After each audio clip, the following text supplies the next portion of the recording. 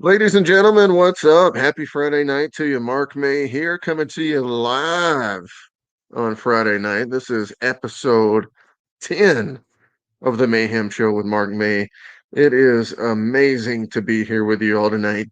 As you guys know, we are doing a marathon of shows where I basically do one every night during the week, trying to promote Hellpug and Velocicock. If you haven't checked it out, guys, yet, it is a story about my dog, Luke. He is basically Hellpug, but in this story, it's the next chapter of Hellbringers. Please check it out, guys. We also have Velocicock, who is half raptor and half cock, and that's like a chicken. Get your minds out of the gutter, guys. It's a really funny book. You're going to love it. Please check it out on Kickstarter right now. I am not going to talk about the Kickstarter as much as I usually do tonight. We were going to go ahead and get the show on the road. Tonight, we are going to bring on a guy we missed last night. Really, really missed. Dude, how you doing tonight, Lewis? I am okay. I'm exhausted. Holy moly. And it's like the hour difference between you and I kills me, and then with my headache situation that I get, it's just, I tell you what, it's just crazy. Absolutely. Then I got my second shot today. I can't even lift up my arm. I go to flex the gun. Man, you too. I know. Didn't you get your shot yesterday? Yeah, I'm feeling it too, dude. And I am running a little sick today. Not feeling the best for sure. I swear something's gonna happen. I know something's gonna happen with this shot. I can just bad. I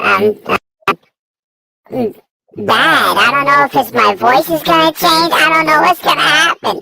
But the second shot, I don't know. I'm just I don't know. You're starting to sound different already. I can tell.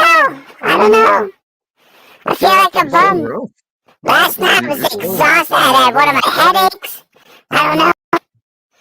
I feel very weird. I just don't get it. I just think it's the shot in my arm. Dude, it is it's great to see you tonight. I'm glad that you sound so amazing this evening. I don't know if you know this, but we are about to talk to another Source Point Press alum, my friend. Really? Mr. Rich Davis is joining the show this evening. Hey, what's Rich, up? how you doing, Davis. bud? Good, man. How are you? Hey, Rich. How are you? I have tunnel vision and tunnel ear. I got my second shot today. I think I'm listening Holy to moly. Snake Mountain microphone from my Masters of the Universe playset when I was a kid. Dude, I still have it. It's up in the... Oh, Jesus. I still have it. It's up in the attic. It's not here in the Geek Lair with me, but I still have it, and I sound just like it. By the power of Grayskull. But I still have it. It's just not here. It's up there. Love it. I don't know. So, Mark, what happened last night when I wasn't here, brother? Did you hold down the fort? Did you get in trouble? Did you get kicked off of YouTube? Because you already kicked off of Facebook. Did you get kicked off of YouTube yet? Dude, speaking of getting kicked off Facebook, what a perfect opportunity and time to talk about, guys, never interact with somebody who's a troll, ever, even if you just want to call them a bitch. Don't do it. It cost you financially 7 days and I'm off Facebook, not able to promote the Kickstarter. Don't do it. I held it down last night, man. We had Russ Cassidy on the show. Amazing color artist, Russ Cassidy. It's going to be awesome tonight. Rich, I just met Rich a couple days ago online. Rich seems like a cool dude. I asked Rich if he wanted to be on the show tonight, just so we could talk to him about what he does. Rich, first thing I'm going to ask you that I ask everybody, First off, what's your favorite show that you've been to, convention wise, and what's your favorite food to eat when you're on the road? Like, what's your favorite place to eat at? I love Dragon Con. Dragon Con is always going to have a special place in my heart. It was the first major convention I ever went to, and it's the one that I go to consistently every year in Atlanta. Of course, we had to miss last year because of COVID, but we did get to do a really cool virtual con. I love Dragon Con. It is the most amazing fan experience out there. It's a convention that is built and designed to cater to the fans, from the moment you step in to the moment you leave. So I will always love Dragon Con, and hopefully I'll get to be a guest there this year. When I decided I was going to write Cult of Dracula, I told my wife Amber, I said, I just want to be famous enough that I can be a guest at Dragon Con, and if I can hit that, then I've reached the pinnacle, and I don't know what I'm going to do after that. But so hopefully I'm going to get to go to Dragon Con as a guest this year, and some other big cons as well.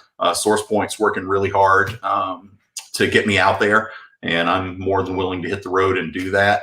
And when I go on the road, I am on a perpetual quest for the best chicken salad sandwich I've ever eaten. Oh, okay.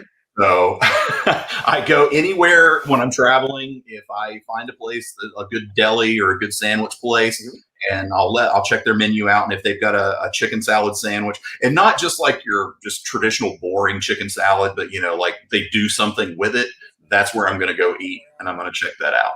Oh, wow. Okay. So that's a very unique answer. That's different, definitely, than some of the stuff we've had so far. Atlanta Dragon Con, that's one that I really would like to go to.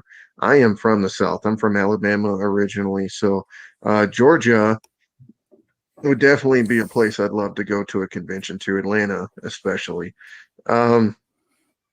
Lewis, do you have a question? Yes, sir. For Rich?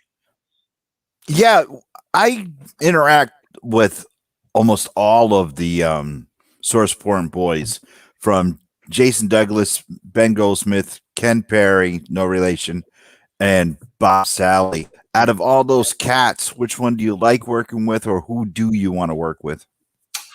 Oh man. From Source Point, right now I'm really just meeting a lot of the guys there, because I'm kind of the new kid on the block. Feel free to drop my name. Go ahead. All right. Feel free to drop my name, and they're going to say, that idiot? No way. But Yeah. Go ahead. Seriously.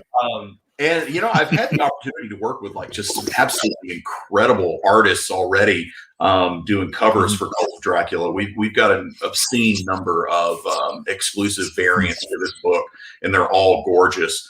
I really admire Frank Gogel's work.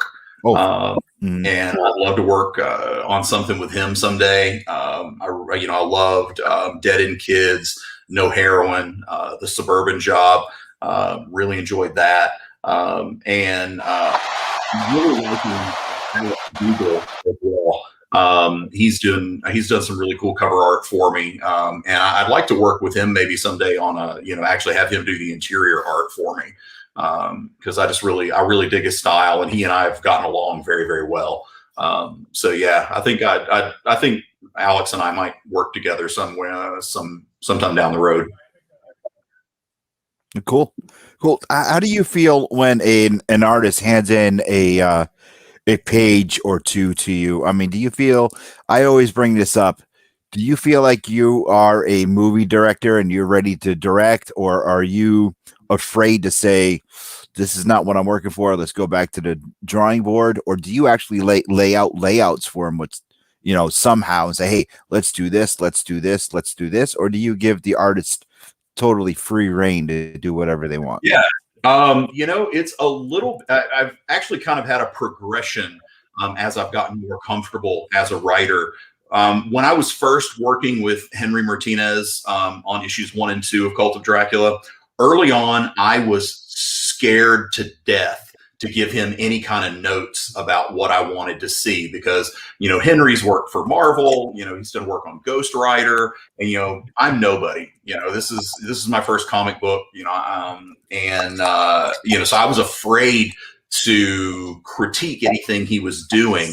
But as Henry and I worked together more and more, we got very, very comfortable, and we developed this really cool rapport. So I was able to, you know, tell him what I wanted to see.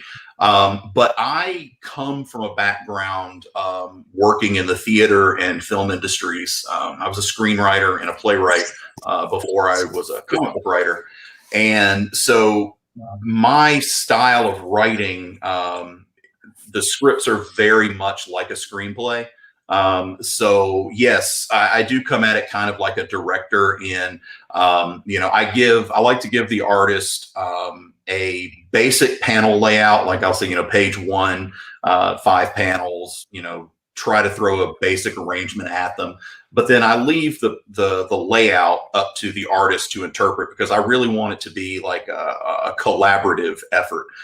You know, I don't want to dictate to my artist what they have to do to kind of keep them in a box, but there are some very specific things that I want to see.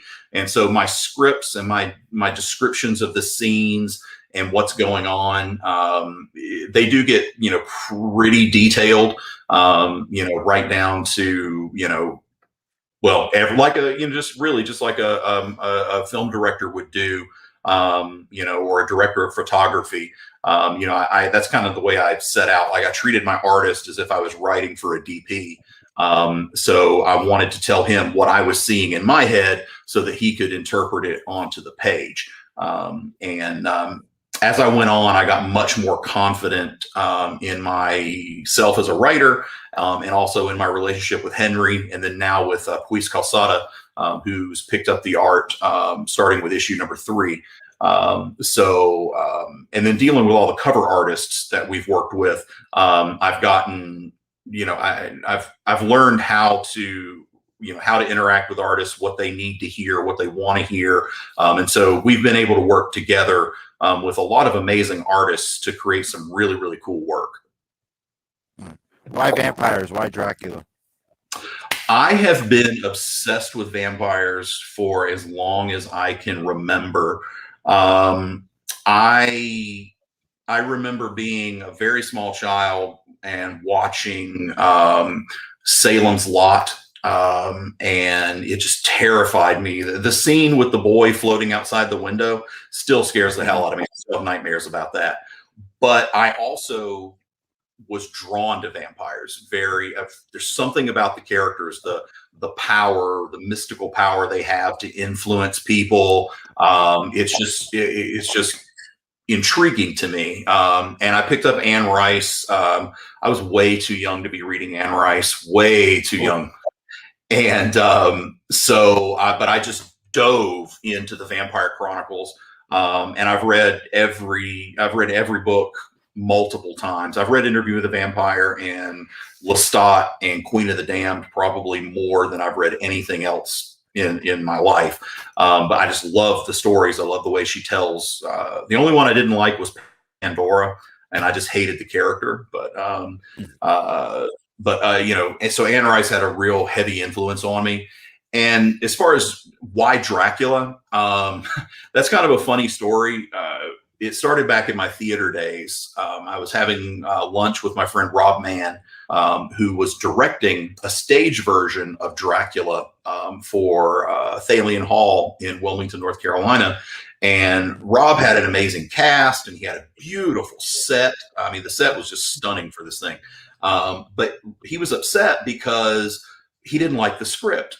And he said, you know, I chose the best of a bunch of bad play scripts. He said, there just isn't a good Dracula script out there for the stage, because the things that were frightening in Victorian England are no longer frightening today, because we've seen these things be spoofed and made fun of. We've seen Leslie Nielsen play Dracula. You know, we've seen we've seen all these different humorous versions of it. So it's kind of taken the power away from those themes.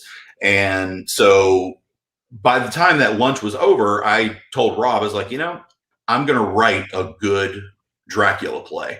And Rob laughed because he knew when I get that little light in my head, I get obsessed. And so I did. I wrote a play. It was then called Dracula Reimagined, and we performed it at the Browncoat Pub and Theater in Wilmington, North Carolina in 2013. It ran for an entire month of sold out shows. It was nominated for several theater awards, won a couple of those.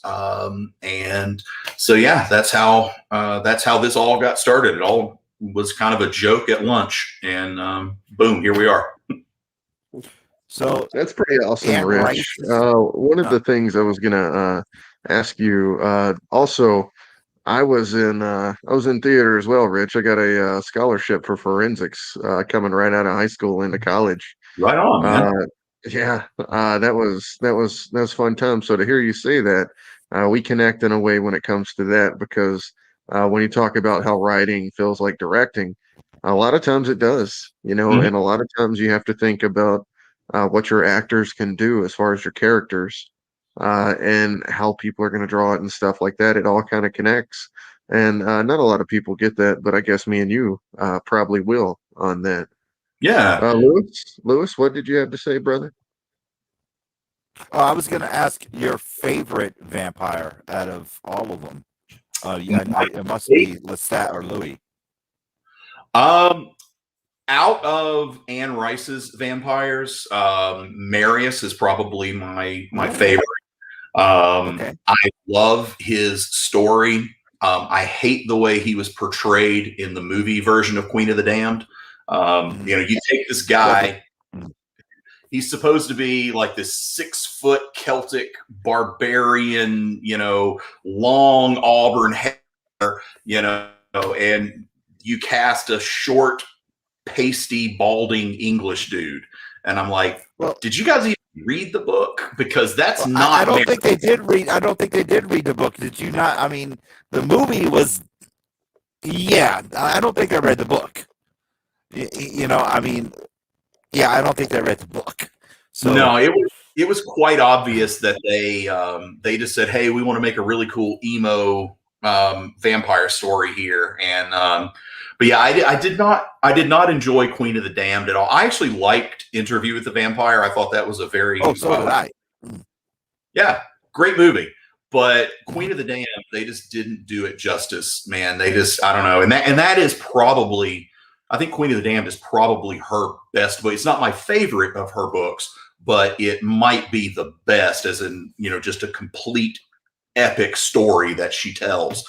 And so to drop the ball on that movie, that was very, very disappointing.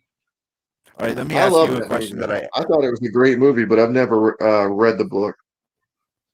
Gotcha. Yeah, and if you come at it from a complete, I guess virginal experience after, not knowing the book, then, you're not going to notice the things that they didn't get right the way, a dork like me who's obsessed with it does.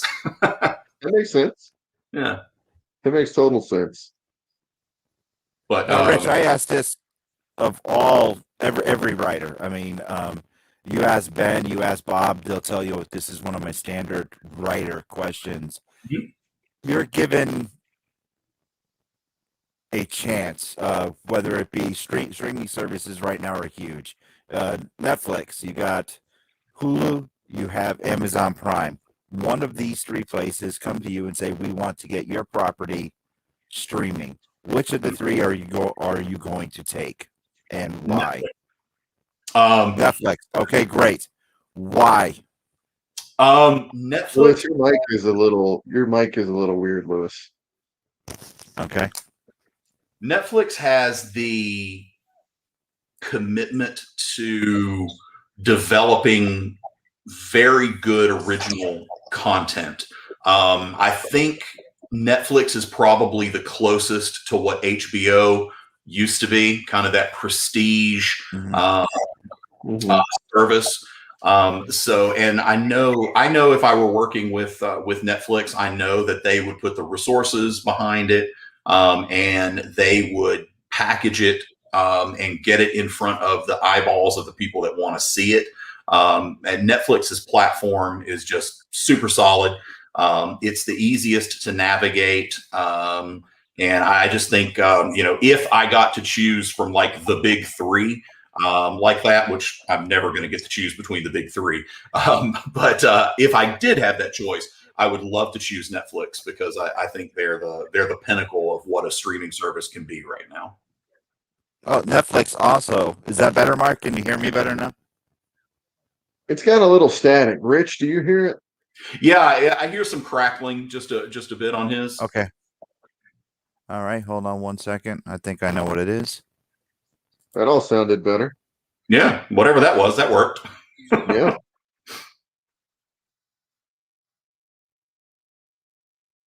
So, Rich, let me ask you a question. What's a show that you want to go to? Like, what's a show beyond Atlanta that would be like a dream show for you?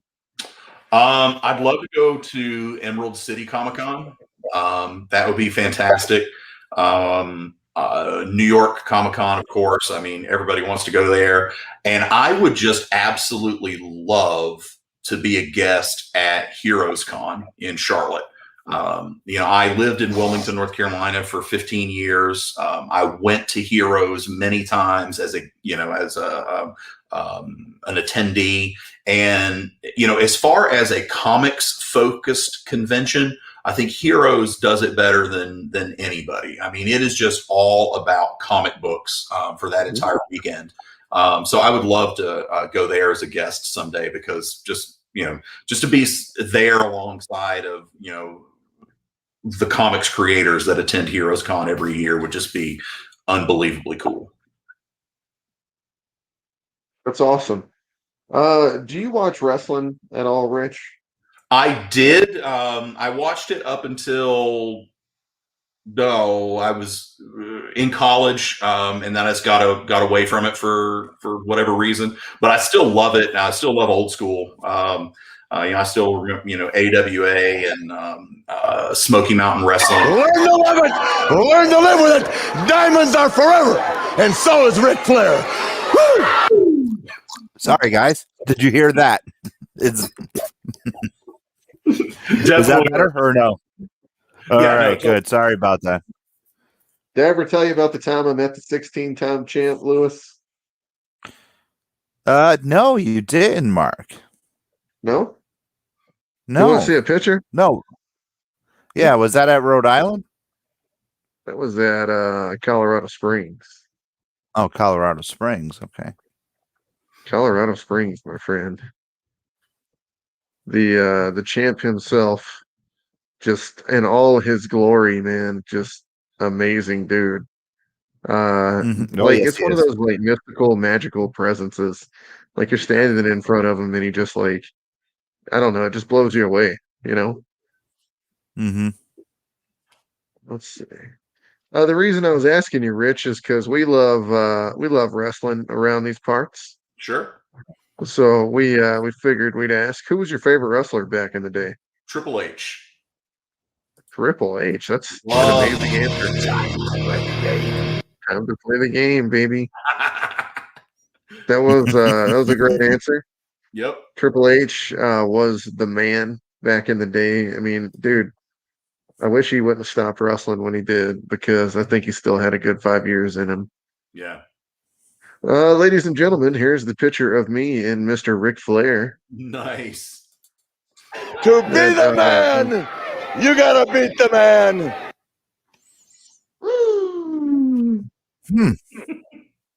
Oh, I know we gotta. Woo! There you go. Woo!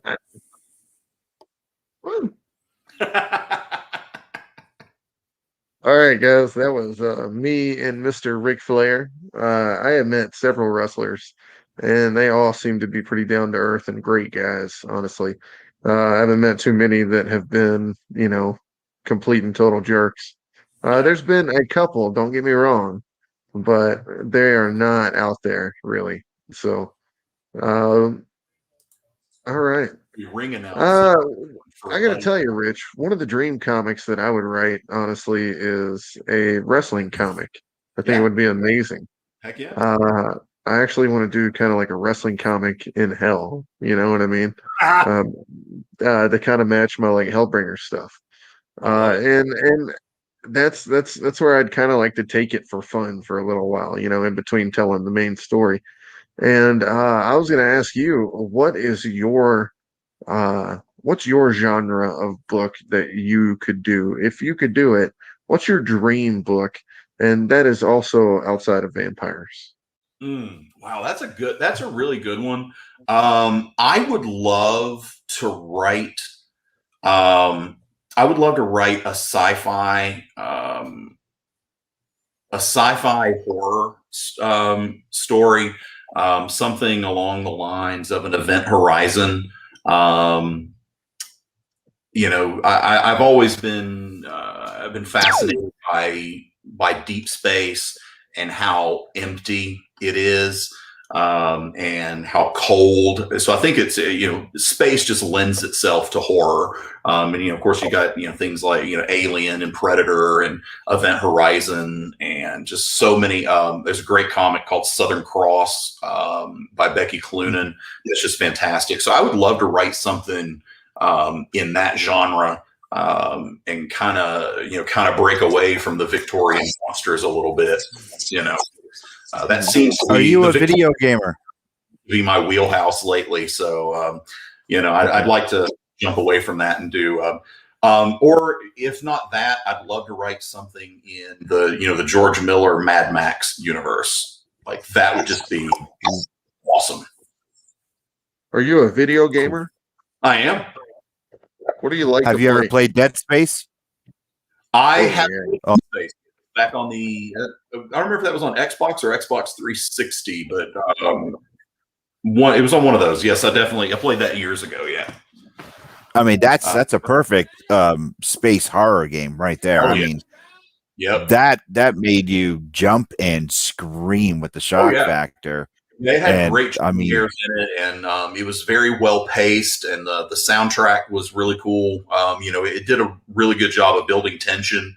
Kind of reminded me a little bit of Resident Evil in space, the way it was able to build tension and things like that. So, I'm sorry, Mark. Would be a perfect. I missed it.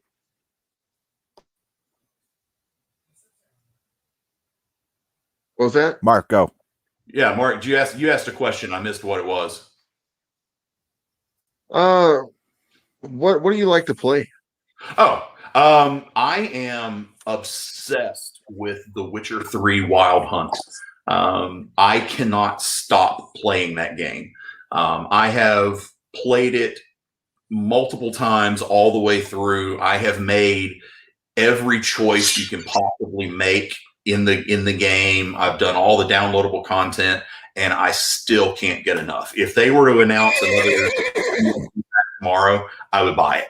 I mean, that is the pinnacle of video game making, in my opinion. I don't think there's ever been anything that comes even close to The Witcher 3. My all-time favorite game is Skyrim. From the Elder Scrolls. Yep. That game, to me, there was just no more complete game ever. Lewis, what was your favorite video game, or is currently your favorite video game? Geez, my favorite video game. I love the Resident Evil series for Nintendo. Yeah, well, do you remember that? Wrestling is that was a great game. Yeah, I do. But I love the Resident Evil series. Yes, but not the first. Not the first person. I hate anything first person. I can't stand. Not a fan. It'll trigger it'll trigger a migraine. Can't play it. Big fan of Resident Evil. Yeah, that too. Big fan of Tomb Raider. Love me some Lara Croft. Played every game. I also am a fan of the Dead Space series. Love those. Mm-hmm. Anything action adventure and every Gears game. I love Gears of War. Gears of War. Oh my god, just dude, that is what the Gears of War, the very first one, is the game that made me want to buy play the 360 rather. We bought a 360 for our kids for Christmas, and I was looking for something to play it myself. I didn't like it because I was always a PlayStation fan, and we went to like a Best Buy or something like that, and I saw this game playing. I'm like, I need to play that. I bought the game, sat down, nonstop. But the problem with the Gears of War games is they're so damn short. You can beat it in the game in a day. Yeah. They're so damn short. It's not like Resident Evil. Resident Evil 1, 2, 3, 4, 5, and 5. The replay factor is so high. I could replay those constantly. 6 is kind of light, and I didn't like the multiple storylines going on in the 6. Tomb Raiders, replayed all of them. The newer ones of the new trilogy, played them constantly. Loved them. The last one was kind of weak. Yeah, last one was kind of weak, but still played it. And my other co-host, that Wonder Woman Jamie Dolan, got me into Red Dead. I've been playing Red Dead Redemption 2. Oh, that's something else. I mean, she was going on and on about it for like 2 years straight. And I finally went out. Yeah. I got that nonstop, man. That's an awesome game. As far as other games that I'm playing, Mark, to be honest with you, I haven't touched a controller in over a year. I just haven't had time. We have a new guest. Hey, look at the dog. This is Mina, named after Mina from Dracula, of course. Nice. So. And she was just desperate to get on camera. It happens. Yeah, I haven't had time to play a game, so I haven't picked up a controller at all. Another one of my favorite all-time games is, of course, Dragon's Lair. Great. Dragon's Lair, yeah. I play that on my arcade sometimes. It's one of the hardest games I've ever played, but man, that is just, it's cool the way the animations work on it. Mm-hmm. Guys, believe it or not, we have it. Go ahead. We have it for the Wii. Nice. Oh, you have it for the Wii? Yeah, we have it for the Wii. We still have the Wii. We have it for the Wii, and my son Cody actually beat it in arcade mode. Wow. I was impressed. He beat the dragon, everything. Game, it is. And with the Wii version, it also comes with Space Ace. And it's Dragon's Lair 1, 2, and 3 with Space Ace on the Wii version. I didn't know there was a 3. Yeah. It's Dragon's there was a 3. Yeah, Dragon's Lair 2, Back in Time, Dragon's Lair 3, and then Dragon's Lair 3 is actually Space Ace. Oh, okay. You take like a serum and you're like a skinny guy, then you become Space Ace, this big jacked up dude that looks like you look like Dirk, and then you take the steroid type shot and you end up like this big jacked up dude that looks like a 80s porn star / Flash Gordon. and it's pretty awesome. We haven't played that one too much because we've been just constantly going after the Dragon's Lair game. But yeah, it's cool. But I was impressed by the kid when he beat the friggin' dragon. I was like, holy cow. Yeah, guys, right now we are going to do something special here. We are going to do a free giveaway, ladies and gentlemen. It is free giveaway time. We like so, guys, right now we are running a Hellpug and Velocicock Kickstarter. It is at $3,448 right now, guys. If you pledge over $50 tonight and then message me on Facebook to let me know you pledged, I will let you have this Hellbringers Dawn of the Devil Steph Wilson cover, chromium cover, for free. Do you see that shine right there? You see how it shines? It's a very shiny and very pretty, guys. It's probably an 8.0 condition. There's just a little line going across right there from the print job, and that's why we're giving it to you. It's usually $75. Tonight you get it for free. All you got to do is put $50 down on the Hellpug and Velocicock Kickstarter, and then message me, and then boom, you got this for free. And guys, they've been going like hotcakes every time we do one of these free giveaways. It seems like we always are able to get one to you guys. So, like I said, just put $50 down and then message me, and you'll be all good there. Can All you right, dig guys, it, back to the regularly scheduled program. Can you dig it, So- sucker? Rich, what part of the country are you in? I live in Knoxville, Tennessee. Oh, nice. Knoxville, Tennessee. So what's the weather like out there? It's actually was pretty nice today. We got like some cold and rain last week, which kind of sucked, but it's been nice the past couple of days. Okay, we got the cold rain, thunderstorms all week long, and it's windy as hell right now and rainy. Mark, what's it doing up in Colorado? It was 75 degrees and sunny today, guys. It was one of the nicest days you've ever seen here. Yeah, but was we were really, inside. Honey, that's a perfect day. Yeah, Tennessee. I love Tennessee. Tennessee is one of those vacation spots that we used to think about all the time as a kid. I actually spent a couple Christmases in Gatlinburg, and my stepmom is from Eastern Tennessee.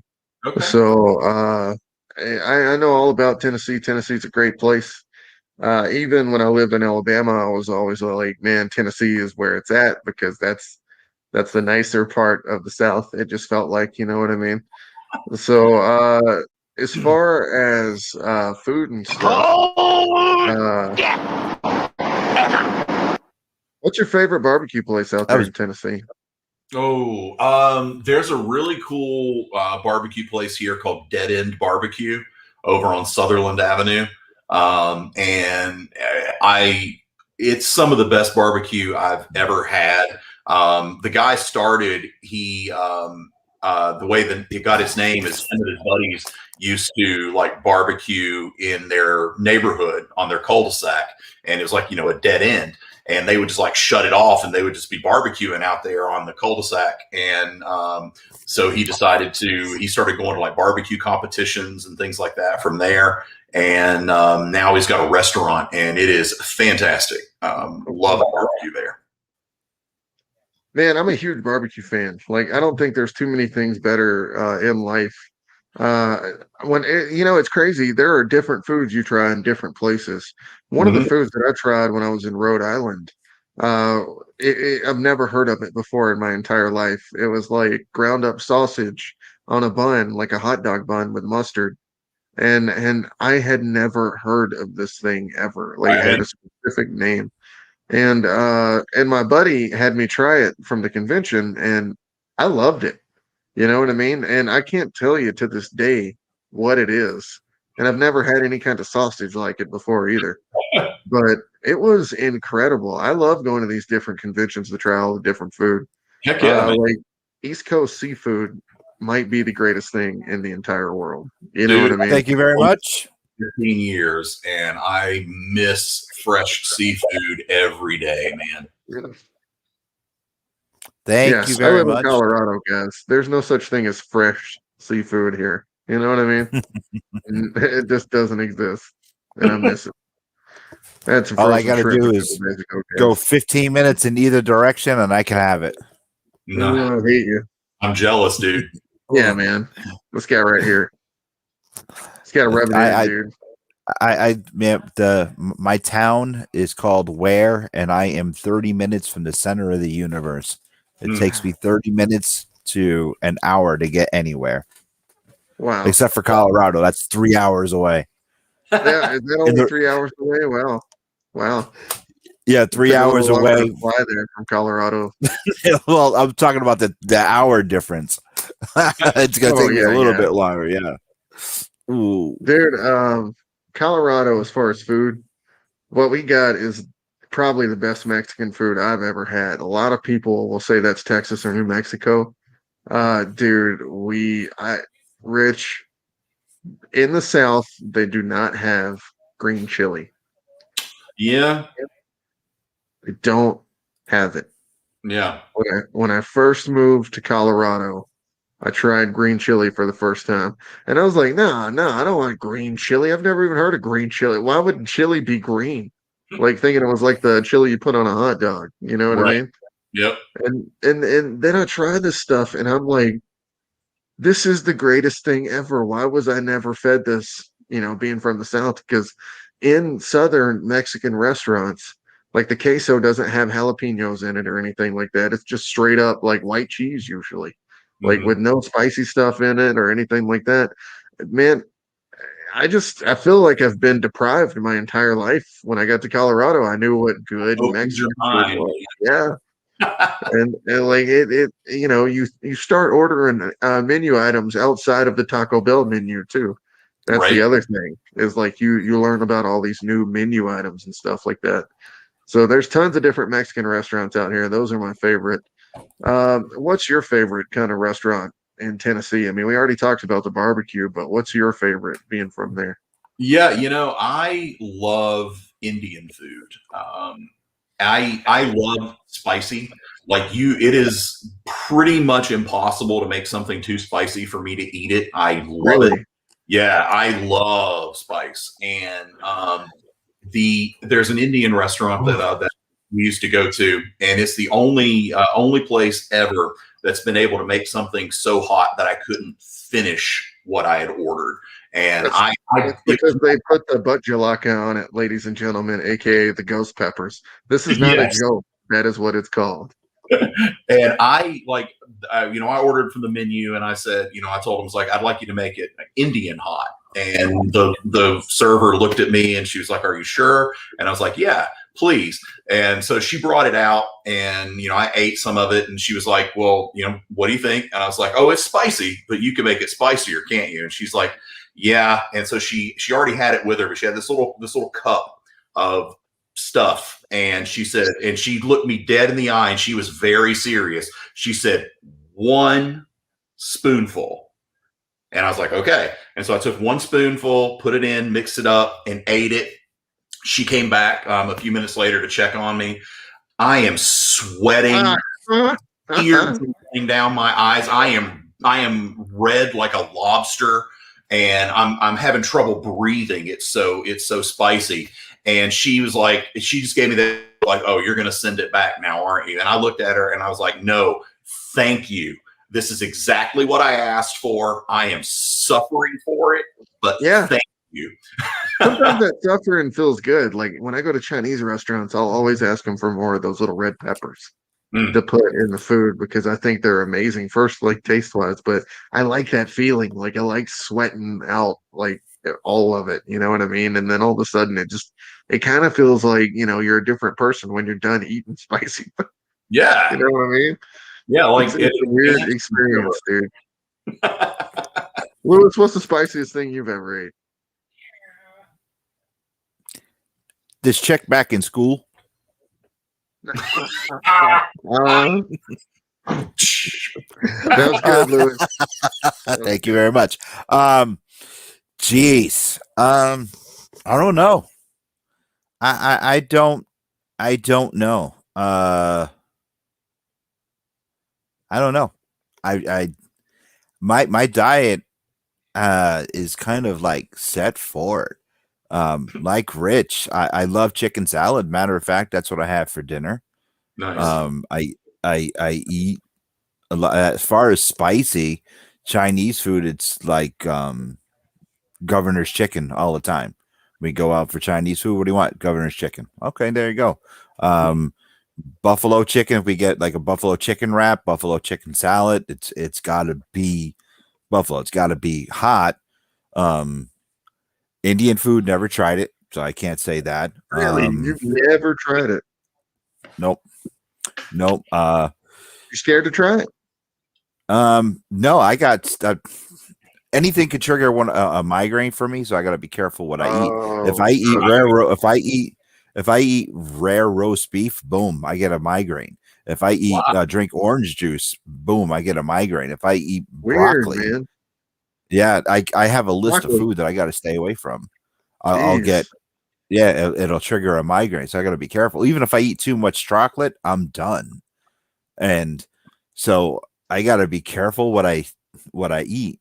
And now the whole thing with the stomach issue going on, I've really got to be careful now too. So I'm good. I got just a weird diet. I mean, I love to eat and I can pack things away, but I pay for it later on. Because I had 4 years I had ago, a couple surgeries. 76 hot wings from Hooters. How many? 76. Good Lord. And that's why you had a heart attack. Yeah, well, that's probably one of the reasons. And so, my God, I mean, like Mark, I'm straight edge, man. I don't drink, don't partake in anything illegal. I don't do anything, I don't smoke, don't do nothing. And even when it comes to eating food, I'm just careful. But I'm still broken. No, and I figure I'm going to be too. But like I said, this was like 3-4 years ago. I figured I'd try it once. I wanted to know how many wings I could eat from the all-you-can-eat wings at Hooters. So when we went, I was like, I think I could do this. My buddy told me I got to like 82, but I think it was 76. So really, yeah. Did they count? Did the girls at Hooters count them down? No, they were probably disgusted. Your picture up there now with like 76 wings worth of barbecue sauce on my face. You know what I mean? So it was not a pleasant sight to behold. But just like Rich with how spicy he wanted his food to be to test himself, I wanted to test myself and see how many wings I could eat. It's funny. We just got a Hooters up here about Jesus. Now it seems not too long ago, but it actually was like 10 years ago. And it was the first time I ever had fried pickles. And when I first saw them, I was like, who in their right mind even thought this up? Who in their right mind would even is great. I know, it's like, who would even do that fried pickle? And my boss is like, eat one. I was like, no. He said, eat one. I said, no. And he said, eat one. I ate one. I'm like, give me them. I was like, so just last week, my wife and I went out. We went to a Chili's. I was like, hey, get some fried pickles. So before our salad, we had some fried pickles. I paid for it, but still, it was good. They're not horrible, man, but on the fried food list for me, they rank at the very bottom. I used to like them as a kid, but I must have ate like a whole batch of them one day and it just made me sick or something. But the greatest fried anything is fried catfish, period. Like that's the only way to eat catfish, man. No, I had that by accident one day. I love fried haddock. I love fried sole. I had fried catfish once. I spit that out immediately. That was disgusting. It is literally the best thing on the planet. No, that was I love it. It's like, if you're not a Southern boy, it's hard to like catfish. My God. It's crazy. I try to push it on my fiance, and she's from Colorado. And I try to push catfish on her all the time, and she's like, "It's okay," because she doesn't like fish. And I'm like, "No, you got to eat this because I'd eat it every day." You know what I mean? Like back in the South, dude. Back in the day, that's what you had. You either had some catfish, you had barbecue, you had a cheeseburger, and then you just rinsed and repeated every 3 days. You know what I mean? Yep. And macaroni and cheese goes with everything. Yes, it does. Yes, it does. Yeah, no, I had catfish by accident. No, but what? Yeah, man. You ever had mac and cheese on a pizza? No, you're talking to an Italian boy. I just wait a minute here. Wait, whoa. I just overcame the difficulty of bacon and pineapple on the pizza. I just overcame the difficulty of chicken on a pizza. Okay, you're talking to born and raised half Scottish, half Italian, and you don't do that shit to a pizza where I come from. It's good. Look, man, I'm not trying to No. start any gang wars over a pizza or anything, but you got to try this mac and cheese on a pizza. And they have Mac and another cheese thing on a called pizza. fried mac and cheese. Mhm. That ranks at the top of the fried foods, my friend. We Have you ever put up here. mac and cheese on a barbecue sandwich? Yes. What? So good. Yes, No, my alright, friend. If you take pulled pork, Yep. don't even have to put barbecue sauce on it, and just put it in mac and cheese, dude. Oh, It makes the mac and cheese the best mac and cheese in the world, period. You just got to trust me. Even if you do it with carnitas Mm. and you just put it in there, my God, man, like pork and mac and cheese is where it's at. Back in the day, they would do hot dogs and mac and cheese when I was a kid, and I thought that was good. Yep. This is like the adult, like upscale Mhm. version of that shit by Yep. far. And I've been Well, doing I'll it for years, and people are just now starting to be like, "Oh, this is great. Why, I'm gonna make a restaurant out of this." I'm like, shit, man, I've been doing this for years. You know what I mean? Because you make your barbecue There- sandwiches, and then you have your mac there- and cheese, and then you just throw barbecue in that mac and cheese the next day. we're wasting almost a whole hour here talking about food. There I know, I'm is hungry now. I want to go eat. Yeah, dude, I'm starving. I'm eating after the show, dude. there is one fried thing that smells good. I want to try, but I'm afraid to try it. Here in New England, we got a boatload of amusement parks. We have Mhm. Six Flags New England, we have Lake Compounds, we have a couple up in New Hampshire, and when the kids were little, we always used to go to Six Flags and Lake Compounds, and they had fried Oreos. Bro, They're so they good. are great. They Have you are had good. them? No, I was afraid to try them. Oh my God. We would, my wife and I, we would walk by the booth and we would smell them, and we would look at each other. That smells good, and It does. but it is. What did I do? I even heard of. I worked at a restaurant as a teenager, and they had fried ice cream. And Mhm. last weekend, we were at That's an good. Have Mexican you ever place. had that? No, Yeah. you don't. How do you fry ice cream? That just blew my mind. You should see my It's kid's amazing. face last week. We were sitting at the restaurant, and him and his buddy, they wanted ice cream, and we were eating dinner with Jamie. My co-host Jamie Dolan, Mhm. and they said, "Hey, we want to go get ice cream," and Jamie's like, "No, they have fried ice cream here." Both the kids, right? Well, they're both 20 in their early 20s. They both looked at her like, "What? Mhm. Fried Yeah. ice cream?" They were just as dumbfounded as I were, but they didn't Did want they get fried it? ice Did they cream. try it? No, they didn't Did get they it. No, try I didn't even get them ice cream. No. Why? How the hell do you fry ice cream? I'm just Bro, baffled I'll by tell it. you right now. So what they do is they take it and they put liquid nitrogen, I think, kind of around the surface. They drop it down in this thing to keep it like frozen, and then they go and fry it like a flash fry, and it like caramelizes the outside of it basically. And then when you take that first bite, especially if it's cinnamon toast crunch and Mhm. honey and chocolate sauce, you're gonna lose your shit. Like that is one of the greatest things you'll ever Oh eat. yeah, well, my So stomach fried problems, I Oreos. probably will. Yeah, that's true. Right, but dude, the fried Oreos are good too. The fried Twinkies are the ones that are surprisingly gross. Mm. Believe it or not. They sound gross. Anyway, Rich, let's get back to your book before we have to wrap up this hour. We're Yeah, talking about we food. do have to Dude, wrap we go up way here. off track here. Mark, It's okay. I'm getting hungry though. This is the way I get to know people, Rich. You can come back on the show another day and we can talk more about your books. But Okay. this is how I Rich. get to know people. So go ahead. Rich, tell us really quick a little bit more about Cult of Dracula. You're up to issue 5 now.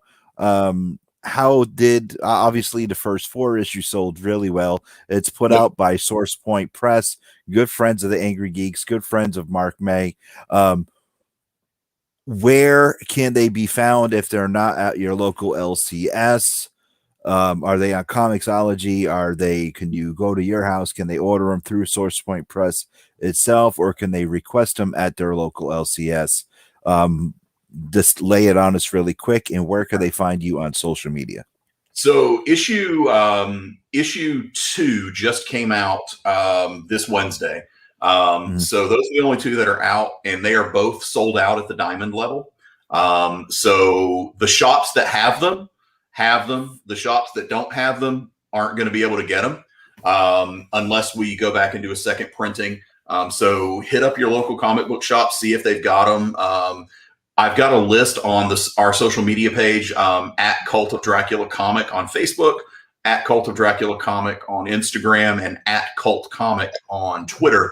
But I've got a list of stores that still have copies of number 1 or number 2, and they're still selling them at cover price.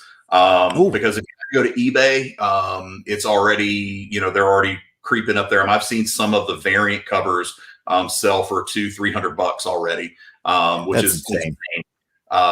And it's getting hard to find. I mean, we had a huge launch for number 1, and it sold out in less than a week at the diamond level.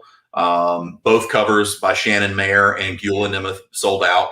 Issue 2 sold out by the end of that Shannon Mayer cover right behind you there. That's God, great cover. Shannon's work is fantastic. And so issue 3, it comes out next month. You can still order it from Diamond, but it is getting close to sold out. So if you go to your local here's comic. another one of Shannon's covers right here, Rich. Oh yeah, which one is that? That's the Hellbringers cover he just did for me. Right. Yeah, I just saw that on his social media a couple weeks ago. That looks good. Thanks, brother. Yeah, man. I liked yours a lot too. Thank you. Yeah, Shannon's a fantastic artist, man. And such a cool dude, and Becky is amazing. Yeah, man. I've really enjoyed getting to know them, and it's funny. Shannon was the first comic book artist I wanted to do my covers. I saw his cover of Dark Red for Aftershock Comics, and I just fell in love. And I said, I'm completely nobody. I barely have a script completed. I don't have a publisher. I don't have anything. And here I am. I'm just reaching out to Shannon Mayer over Facebook to, to get him to do my book. And what surprised me is he actually really wanted to do it. And then time just didn't line up at first. And so we kind of, came full circle when we got to Source Point Press. Because they were like, we want to work with Shannon Mayer. We want him to do these covers. And so I was like, holy shit, Shannon was the first guy I approached about doing covers. And so, we got in contact with Becky and with Shannon and book from, a couple years earlier. And so it's all worked out. And Shannon ended up doing covers for all 6 issues. They're the B cover. So your local comic book shop can order as many as they want. For 3, 4, 5, and 6, 1 and 2, they're gone. There won't be any more Shannon Mayers for number 1 and number 2. Because we'll probably use the Gula Nemeth cover for that for the second prints. But 3, 4, 5, and 6, you can still order those from your local comic shop. That's awesome, Rich. That's an awesome answer, dude. Thanks for coming on the show tonight, man. Such short notice. Wait 1 second. Mark, before we sign off, tell everyone about the Hellbringers Kickstarter one more time. Oh yeah. I was just gonna get rid of Rich first. Oh, Rich, get the hell out of here. I don't get to hear about Hellbringers. I'm not cool enough for that. No, Rich wants to go get something to eat. I do.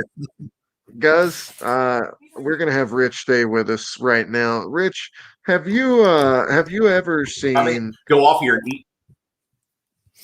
You ever seen this guy, What's up, Kennedy? Jamie Kennedy. We have a new hilarious comic book coming out called Hell Pug and Velocock. Have you heard about Hell Pug and Velocock? Velocicock? Hellplug and Velocicock. Come on, this isn't it. It's half Velociraptor, half butt plug. Half cock. Hellpug is Lilith, and she's Lucifer's puppy.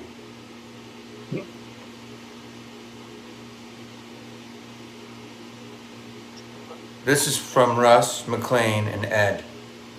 Mark, what the hell? How do you even come up with this shit? Is this real? This is like a fake one. All right, I'll leave it, but you can go long and edit it. Because I just wanted you to see that part. Hey, what's up? This is Jamie Kennedy, and I just want to let you know there's this great new comic book called Velociraptor Velocicock. Half Velociraptor, half cock. It's incredible. It's in a limited run right now. It's going to be an NFT. Velocicock. Anyways. That's I like to play that every night when I have a chance to show our guests exactly what kind of talent we hire when we're trying to promote our books. Oh, that guy was fucked up. Okay, so here are the 8 covers that we currently have for the Kickstarter. Nice. You got Mr. Ed Smith and Russ Cassidy, top left. Brett Okamura with a Hulk 181 Herb Shrimpy homage. Ian Chase Nichols right next to it. Sarah Frazetta homaging her grandfather, the great Frank Frazetta, for the Egyptian Queen. Damn, that looks good. Really cool to have Sarah Frazetta on the Kickstarter. Her granddad is one of my all-time favorites. Sarah made her first published work with us at Hellbringers too. Stephen Koala down at the bottom left with Russ Cassidy on colors. Steph Wilson and Carrie Ann right next to it. And then to the right of that is Mark May and Sanju. We'll take a look at that one real quick, guys. This is my cover for Hellpug and Who's that Mark May guy? I haven't heard much about him. I heard he's an up and comer and he'll kick that ass. So that's the only thing I've heard. Let's see. There you go, folks. And one more is Joseph Rubinstein, the great legendary Joseph Rubinstein, ladies and gentlemen. Did this watercolor painting of this cover. Nice. Really awesome to have him on the Kickstarter as well. We kind of went a little overboard for the story. We got a ton of cover artists, giant cover artists, and it's a comedy, it's a cartoon. Ed does great cartoon work on the inside of the book. Here's a little example right now of his interior art that's being colored by Russ Cassidy as we speak. I really like this page. His action is incredible. Telling a cartoon story is way different than telling the stories that we have currently been telling. So it's a bit of a challenge for Silent Mayhem Productions in a lot of ways, because this is our first animation project. So we just wanted to challenge ourselves because we got a little bored within the first 3 months of making all these books. So guys, this is my girlfriend. She will kill you, or she's Razor Bows, making her debut in the set of the Hellbringers cards. If you haven't played the game yet, you can check out the rules at silentmayhemproductions.com. Also, guys, don't forget that we have the Hellbringers soundtrack going on right now for silentmayhemproductions.com. And we're going to play a video for you right now, the last video of the night for the Hellpug and Velocicock Kickstarter. Well, who's the big bad boss? I'm the big bad boss. And my name is Hellpug. Talk a lot of shit when I walk. I just walk around with a bad mood. My attitude, that's bad too. If the queen said I'ma bust a move, if you cross her, I'ma bust you too. Lilith said I gotta go away to find a husband and my daddy, yeah. On a special mission, I complete the mission, always ready for a battle, eh? Find Lucifer, then bring him back. Think I gotta jump on where he hiding at. But first I gotta move the queen to a safer place where ain't nobody riot at. That's a 10-4, buddy, roger that. About to hit the city, I'll be right back. Yeah, the city of Los Angeles to a castle town where nobody at. Hold up, what is this that I see? A Velocicock, half raptor, half cock. Run up on him with them things cock. And around in the chamber that bang cock. Oh, now this getting crazy, somebody else done appear. And it look like it's a rhinoceros rex. Me and Velocicock, we have a threat. And my God, there's another, now we have a mess. And this one's an elephantitis. Me and Velocicock must be united. Kapow, kaplooey, we fighting. We striking them quicker than lightning. It's history, put it in writing.